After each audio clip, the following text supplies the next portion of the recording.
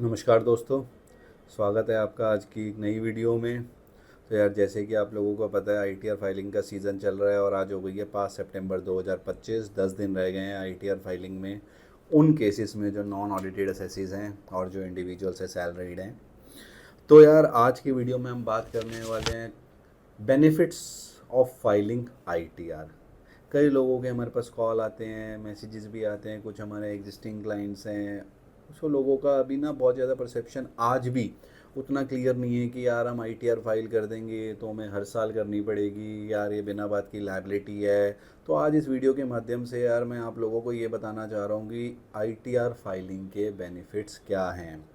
लोग सोचते हैं कि यार एक बार फाइल कर लिया, अब हर साल कौन करेगा, झंझट है, इस साल इनकम हुई अगले साल टीडीएस मेरा नहीं कटा, तो क्या मुझे ज़रूरी है फाइल करने की। तो करते हैं स्टार्ट इस वीडियो को यार। तो सबसे पहला बेनिफिट, लोन अप्रूवल। अगर आप कोई भी लोन लेने जाते हैं, लेट्स एज्यूम आपने घर खरीदा, आपने कार खरीदी, ठीक है, और आपने कोई भी एक बड़ा लोन लिया अदर देन दोस्त जो आपको इलेक्ट्रॉनिक आइटम्स के लोन होते हैं, जो जनरली कोई भी बड़े स्टोर्स लाइक क्रोमा विजय सेल्स दे देते हैं। उसके अलावा अगर आप कोई भी बड़ा लोन लेने जाते हो तो आपको आईटीआर की कॉपी देनी मैंडेटरी है। क्या, क्यों देनी मैंडेटरी है, अगला क्वेश्चन आता है। वो इसलिए देनी मैंडेटरी है यार आप लोगों को कि बैंक वांट्स टू जज कि आपकी इनकम स्टेबिलिटी क्या है। क्या आप टाइमली अपने रिटर्न फाइल करते हैं, उसके अंदर आपका कितना इनकम है, क्या बैंक की जो ईएमआई बनेगी, क्या आपकी इतनी इनकम है जो आप उस ईएमआई को रीपे टाइमली कर पाओगे। इट इज़ यूज टू जज योर फाइनेंशियल कैपेसिटी। अगला पॉइंट आता है क्रेडिट कार्ड। आज की डेट में यार आप सबको पता है, सबका जीवन, आधे से ज़्यादा सैलरीड और बिजनेसमैन का जो जीवन है वो क्रेडिट कार्ड्स के ऊपर चल रहा है। हमारी एक पहले वीडियो हमने बनाई हुई थी कि optimum use of credit card क्या होता है, उसका लिंक मैं नीचे डिस्क्रिप्शन में डाल दूंगा। बट यार, अगर आज की डेट में हम क्रेडिट कार्ड, कोई भी क्रेडिट कार्ड अप्लाई करने जाते हैं तो बैंक सबसे पहले आपकी आईटीआर मांगता है और आपकी इनकम चेक करता है। उसी के बेस पे आपकी कोई भी लिमिट, लेट्स से कि आपने कोई कार्ड अप्लाई करा, जो बड़े बड़े बैंक्स है लाइक अमेरिकन एक्सप्रेस हो गया, स्टैंडर्ड चार्टेड हो गया, वो एक बेसिक इनकम के ऊपर तो वो अपना कार्ड देते ही नहीं है। तो एक आईटीआर फाइल करना उसके लिए भी बहुत ज़रूरी है कि आपको कितनी लिमिट चाहिए, कितनी आप इनकम दिखा रहे हैं, उसके बेस पे क्रेडिट कार्ड जो बनता है और जो बैंक्स हैं, अथॉरिटीज़ हैं, वो आपकी क्रेडिट लिमिट डिसाइड करते हैं। अगर आपके पास इनकम टैक्स की रिटर्न नहीं है तो इट इज़ इम्पॉसिबल कि आपका क्रेडिट कार्ड बन सके। तीसरे पॉइंट पे आते हैं कि आईटीआर आपका एक फाइनेंशियल प्रूफ है। It shows your financial stability. बिना आईटीआर के आप कितना भी पैसा कमाएं, ठीक है, वो आपका एक तरीके से ब्लैक मनी है जब तक आप उसको इनकम टैक्स के अंदर, आईटीआर के अंदर डिस्क्लोज नहीं करते और इनकम टैक्स फाइल नहीं करते।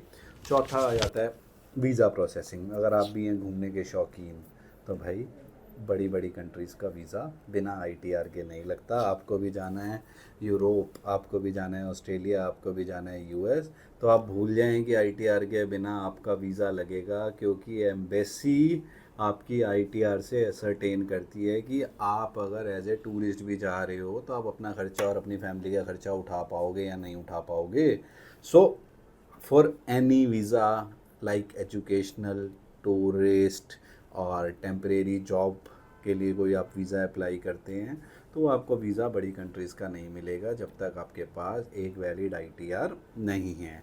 चौथा आ जाता है जी, टू क्लेम टीडीएस रिफंड्स।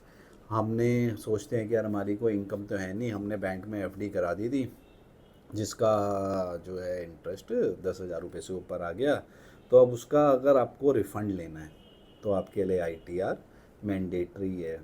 अगर आप आईटीआर फाइल नहीं करते तो आप उस टीडीएस का रिफ़ंड नहीं ले सकते, जबकि उस केस में हो सकता है कि आपकी आईटीआर जो बने वो 7 लाख से नीचे बने, बिलो टैक्सेबल बने, ठीक है, वो पॉइंट नहीं है। बट बिना आईटीआर फाइल करे आप उसमें ये नहीं कह सकते कि मेरी तो इनकम टैक्सेबल ही नहीं थी यार, बट मेरा टीडीएस कट गया तो मैं इसको रिफ़ंड कैसे लूँ। उस रिफ़ंड को लेने के लिए आपको आईटीआर फाइल करना बहुत ज़रूरी है।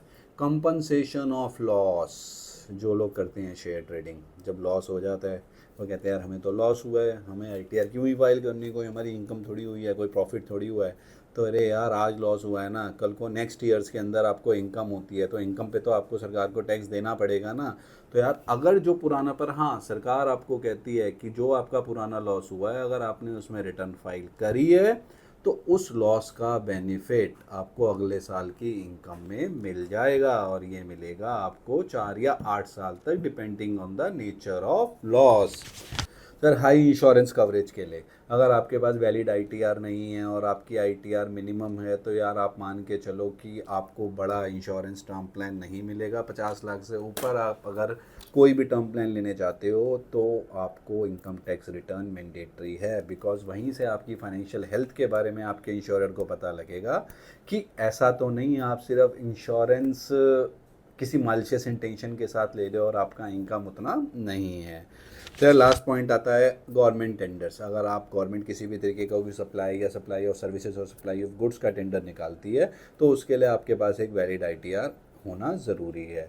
तो सर यार आपको ये वीडियो अच्छा लगा है तो यार चैनल को लाइक कर दो, सब्सक्राइब कर दो, यार लोगों को शेयर कर दो जो कहते हैं यार कि ITR फाइल करना ज़रूरी नहीं है, आपकी इनकम नहीं है। तो उनको बताओ यार ये बेनिफिट्स, ITR का बेनिफिट करेंटली कभी नहीं दिखता, बट 2 साल 3 साल बाद जब आपको ज़रूरत पड़ती है ना कि मुझे 3 साल की रिटर्न चाहिए नाउ, तब लोग कहते हैं कि यार अब क्या करें, what should we do now, वहाँ ITR की आपको ज़रूरत है।